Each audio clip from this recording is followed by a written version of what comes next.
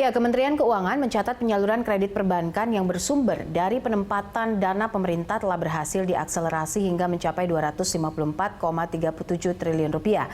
Dan menurut Menteri Keuangan Sri Mulyani, artinya dana yang diletakkan di bank itu bisa meningkatkan 4 kali lipat kredit yang disalurkan ke masyarakat. Menteri Keuangan Sri Mulyani Indrawati mengatakan penempatan dana pemerintah di perbankan sebelumnya mencapai 64,5 triliun rupiah kepada Bank Himbara, Bank Pembangunan Daerah, dan juga Bank Syariah. Sri Mulyani menjelaskan kredit itu disalurkan kepada sebanyak 3,7 juta debitur yang didominasi oleh debitur kecil. Hal ini yang diharapkan akan mulai bisa menjaga ekonomi nasional untuk terus meningkat dan mulai menggeliat lagi. Sri Mulyani mendorong perbankan agar tidak segan untuk menyalurkan kreditnya kepada debitur UMKM agar para pelaku UMKM ini juga bisa menikmati bantuan pemerintah dalam bentuk penyaluran kredit. Pemerintah juga telah memberikan pinjaman kepada kredit-kredit yang disalurkan melalui Jamkrindo dan Askrindo untuk memitigasi apabila kredit yang disalurkan mengalami kemacetan.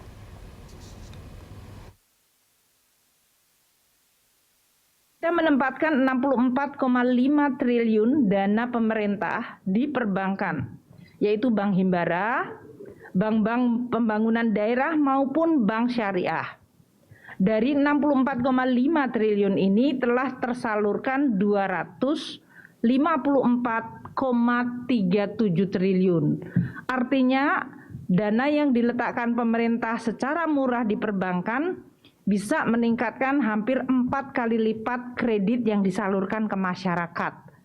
Siapa mereka yang menikmati? Lebih dari 3,74 juta debitur yang sekarang mendapatkan bantuan bantuan dalam bentuk kredit yang disalurkan perbankan. Ini yang diharapkan akan mulai bisa menjaga ekonomi kita untuk terus meningkat dan mulai menggeliat lagi. Terutama jumlah debitur ini dari 3,74, sebagian besar adalah para debitur kecil, sehingga mereka memiliki daya tahan yang makin tinggi. Kita melihat dari UMKM untuk bisa mendapatkan bantuan kredit program dari pemerintah ini, kita akan mendorong agar perbankan tidak segan mulai menyalurkan kreditnya. Ya, walau regulator dan pemerintah sudah mengeluarkan sederet stimulus kredit, intermediasi ke segmen usaha mikro, kecil, dan menengah tercatat masih terkontraksi. Perbankan menjelaskan bahwa permintaan kredit di sektor perbankan saat ini memang masih dalam fase pemulihan. Artinya sangat wajar jika kredit belum maksimal sejalan dengan berlanjutnya pandemi yang membatasi mobilitas dan mempengaruhi iklim bisnis debitur. Benarkah begitu? Kita akan langsung saja membahasnya bersama staf ahli Otoritas Jasa Keuangan Rian Kridianto dan juga Direktur Riset Core Indonesia Peter Abdullah. Saya sapa dulu Pak Peter dan juga Pak Rian. Terima kasih sudah bergabung bersama kami dalam Hot Ekonomi. Selamat sore. Selamat sore, TV. Oke, Popi, baik. Ya, dengan Popi, Pak. Saya mungkin ke Pak Rian dulu sebelum saya minta pendapat dari Pak Peter. Pak Rian, tadi udah dijelaskan oleh Bu Sri Mulyani, kredit perbankan memang terus meningkat gitu ya. Tapi kalau misalnya kita lihat pertumbuhannya sendiri, ini masih minus di Oktober begitu ya. Kalau kita lihat data di sini 0,47% year on year di Oktober. Padahal kuartal 3 kita sebenarnya sudah menunjukkan pemulihan ekonomi, walaupun pertumbuhannya masih minus, tapi sudah lebih baik begitu. Apa sebenarnya yang menyebabkan bahwa pertumbuhan kredit ini masih terkontraksi saat ini? Jadi begini, Mbak Popi sama Mas Peter Abdullah ya, ini kolega saya. Pertumbuhan kredit sampai dengan Oktober kemarin memang masih dalam zona kontraksi minus 0,47%. Sementara pada posisi September, seingat saya itu masih positif, sekitar 0,12%. Nah, kenapa di bulan Oktober, yaitu bulan pertama di kuartal keempat pertumbuhan kredit itu negatif? Memang pertumbuhan UMKM, kredit ke UMKM yang cukup bagus ya, termasuk untuk kelompok BPD-BPD, itu masih positif, cuma itu tidak bisa mengkompensasi perlambatan pertumbuhan kredit yang terjadi di segmen korporasi. Bahkan kita mendeteksi sebagian daripada pelaku usaha di segmen korporasi justru melakukan pelunasan ya pinjamannya kepada perbankan dalam jumlah yang cukup besar, sehingga ini mengoffset ya atau mendiskon pertumbuhan kredit yang terjadi di segmen UMKM, khususnya di kalangan BPD-PPD dan kelompok himbara. Ini fakta yang terjadi. Nah, kalau kita tanya kepada pelaku usaha, jawabannya kurang lebih sama. Karena situasi sekarang ini yang masih diliputi dengan pandemi COVID-19 yang belum selesai, kemudian adanya restriksi kebijakan dalam artian masih ada PSBB meskipun itu PSBB transisi, terutama di kota besar seperti Jakarta. Nah, ini membuat pergerakan orang dan barang menjadi terbatas. Nah, inilah yang membuat di sisi permintaan agregatnya ya itu betul-betul belum kuat. Ya, istilah saya itu belum kuat. Bahwa di kuartal keempat bulan pertama yaitu Oktober sudah mulai kelihatan ya aktivitas ekonomi, tapi yang tercatat di buku perbankan itu kan disbursement pencairan-pencairan di bulan-bulan sebelumnya. Sehingga dengan demikian maka menjadi wajar kalau pertumbuhan kredit year on year Oktober tahun lalu banding Oktober tahun ini masih berada di kisaran minus 0,47%. Tapi garis penting yang ingin saya sampaikan Poppy dan Mas Peter adalah Oktober tahun lalu kondisi ekonomi kita betul-betul dalam kondisi yang healthy, yang sehat. Sementara pada saat ini kondisi kesehatan ekonomi kita betul-betul kita masih berada dalam situasi yang belum fit atau belum sehat atau belum bugar. Jadi kalau kita masih mencatatkan pertumbuhan kredit posisi Oktober kemarin itu masih minus 0,47%, which is sangat kecil ya dibanding posisi Oktober tahun lalu. Saya kira ini masih dalam kategori yang lazim atau wajar ya. Dan juga kami menyadari perbankan kan tidak bisa dalam artian kita paksa untuk menyalurkan kredit. Kalau ternyata memang dari sisi pelaku usahanya sendiri belum ada minat, belum ada keinginan untuk mengajukan fasilitas kredit. Nah, situasi inilah yang terjadi sampai dengan kuartal 3 kemarin dan sampai bulan ke-10. Tapi kami yakin 2 bulan terakhir ini, kalau kami melakukan perjalanan ya dinas ke berbagai daerah, itu geliat ekonomi sudah mulai naik.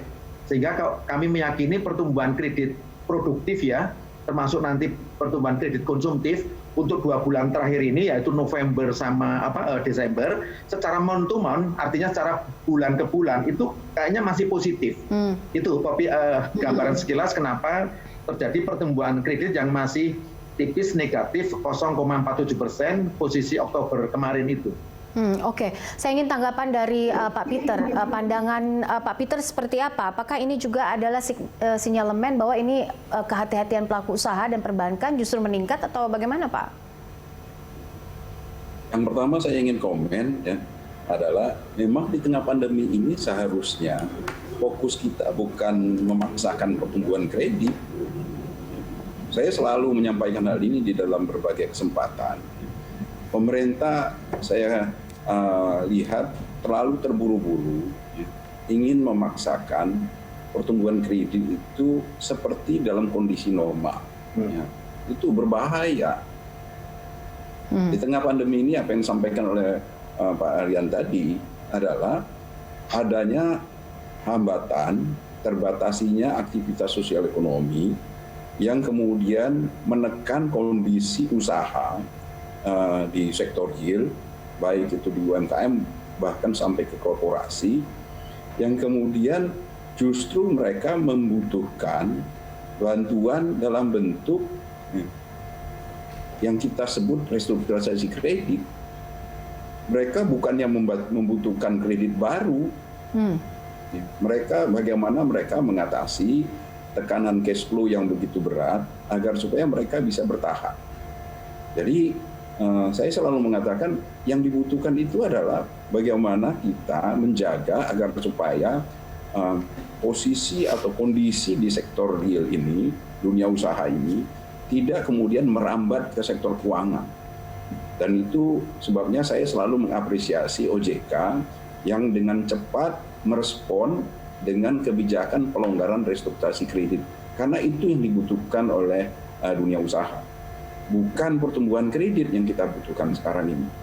Kita tidak perlu terlalu tergesa-gesa memaksakan pertumbuhan kredit agar supaya kita bisa tumbuh normal. wah kondisinya memang sedang tidak normal, ya. Permintaan kredit yang sekarang ini sedang anjlok sekali. Nah, kalaupun sekarang ini ya pemerintah memberikan bantuan yang sudah saya kira sudah dimanfaatkan oleh UMKM, itu baik sekali. Tapi jangan berpikir bahwasanya kita harus bisa tumbuh normal kembali, tumbuh positif seperti kondisi normal.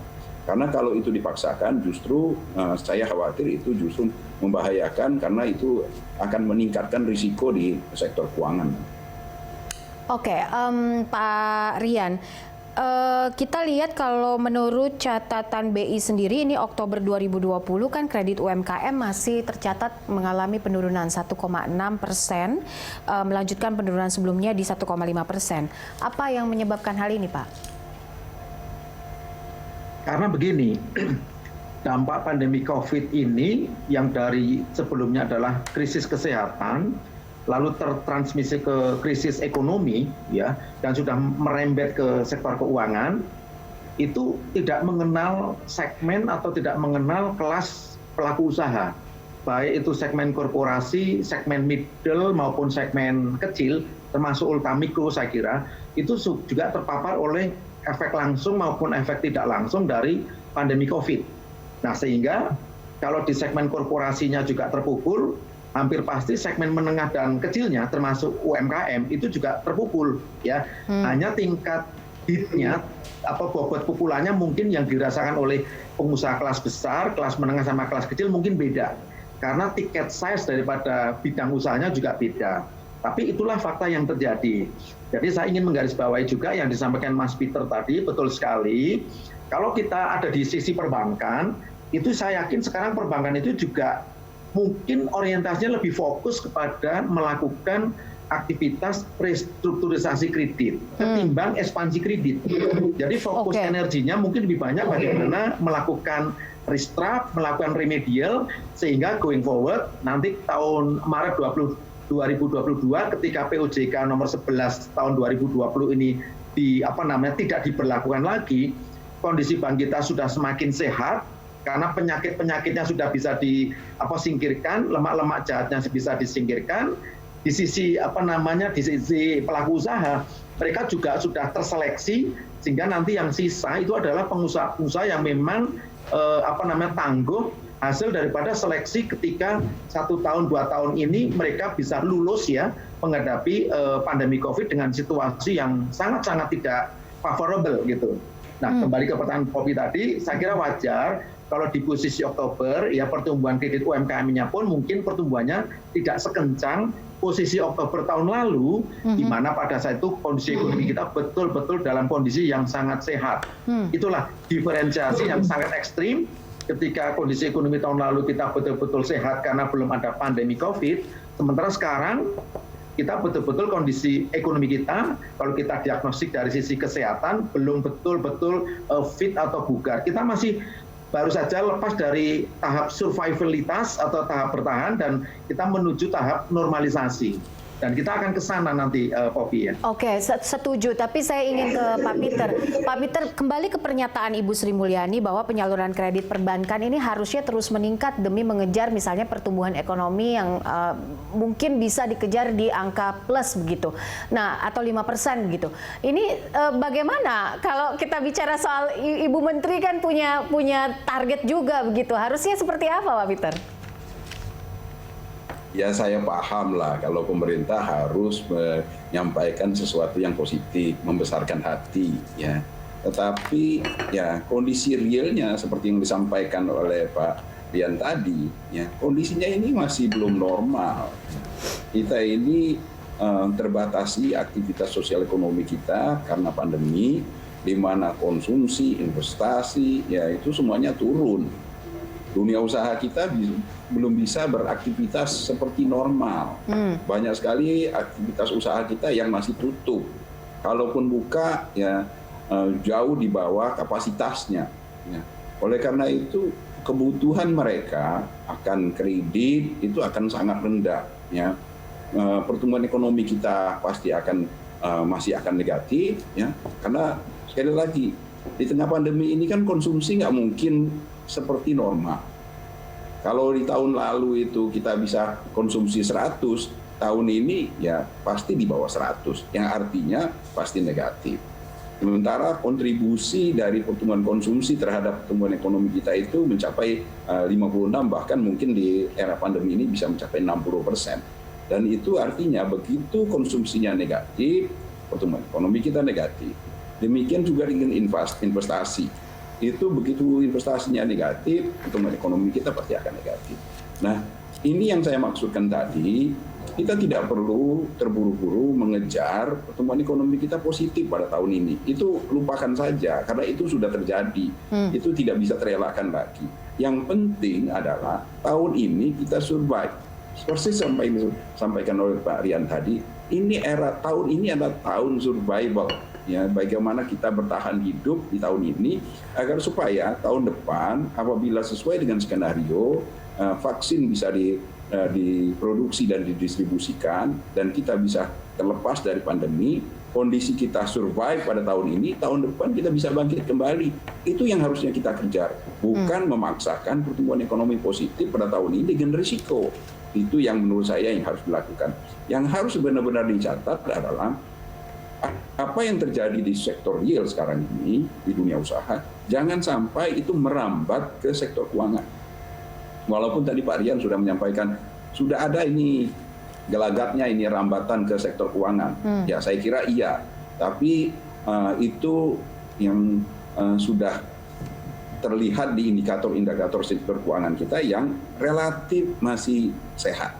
Yang artinya rambatan itu walaupun sudah ada, tapi itu cukup mampu diredam oleh otoritas kita OJK, ya khususnya dengan POJK 11 itu, sehingga indikator-indikator kita di sektor keuangan masih relatif sehat dan itu dikonfirmasi oleh KSSK, yaitu Ibu Menteri sendiri, ya Bu SMI, Bu Sri Mulyani yang mengatakan sektor keuangan kita relatif sehat dan stabil di tengah pandemi.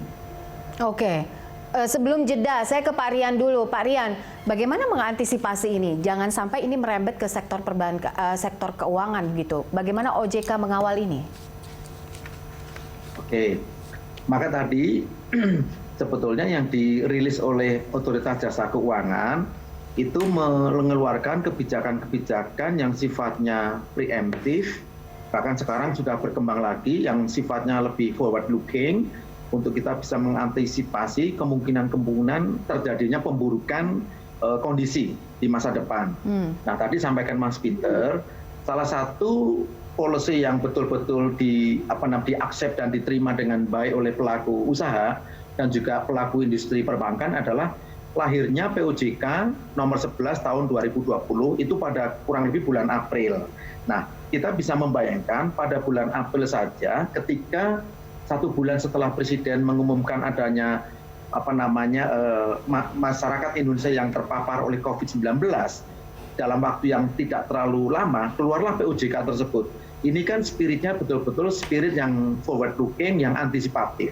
Itu poin pertama, sehingga kondisi tingkat kesehatan perbankan kita masih manageable sampai dengan hari ini dengan berbagai indikator rasio-rasio keuangan perbankan secara industri yang masih dalam koridor yang sehat. Kemudian dari sisi capital market, dari sisi industri keuangan non-bank pun dengan keluarnya beberapa POJK yang terkait dengan relaksasi kebijakan pasar modal, kemudian industri keuangan non-bank, semuanya juga masih dalam kondisi yang manageable. Inilah yang menghasilkan suatu konklusi di mana kondisi sektor industri jasa keuangan kita masih dalam kondisi yang memadai, yang sehat, yang manageable. Nah, berikutnya yang saya ingin garis bawahi juga, sesungguhnya dalam konteks kita mendorong pertumbuhan ekonomi itu tidak semata-mata itu melalui jalur perbankan dalam konteks penyaluran kredit, ya. Tapi jangan lupa juga proses pelaku usaha kita melakukan restrukturisasi usaha, melakukan reformasi, melakukan transformasi sehingga kegiatan usahanya bisa live, bisa berlangsung, lolos dari zona pertahanan, itu juga bagian dari sumbangsih atau kontribusi mereka di dalam menopang pertumbuhan ekonomi. Jadi kita tidak bisa semata-mata melihat signal pertumbuhan ekonomi itu hanya dari kucuran kredit semata, tapi juga harus kita lihat kondisi kesehatan perbankan yang masih sehat, kondisi dunia usaha yang sekarang sedang fokus pada upaya reformasi atau restrukturisasi sehingga kegiatan usahanya terus bisa berlanjut, dan itu juga paling tidak bisa menahan angka pengangguran yang semakin membesar, angka kemiskinan yang makin besar. Nah, ini juga sebetulnya key performance indicators dari sisi kita melihat angka-angka makroekonomi secara keseluruhan. Ya mudah-mudahan tahun depan segala sesuatu yang makin bagus, vaksin anti COVID-nya bisa didistribusikan dengan baik, dan confidence ya daripada pelaku usaha juga semakin bangkit. Saya yakin ekonomi kita tahun depan akan jump up lebih baik dibanding tahun 2020 ini yang merupakan memang tahun yang paling yang tidak mengenakan di dalam sejarah perekonomian Indonesia. Oke, baik. Nanti kita akan lanjutkan perbincangan kita bersama Pak Peter dan juga Pak Rian. Pemirsa, kami jeda dulu, tetap di sini.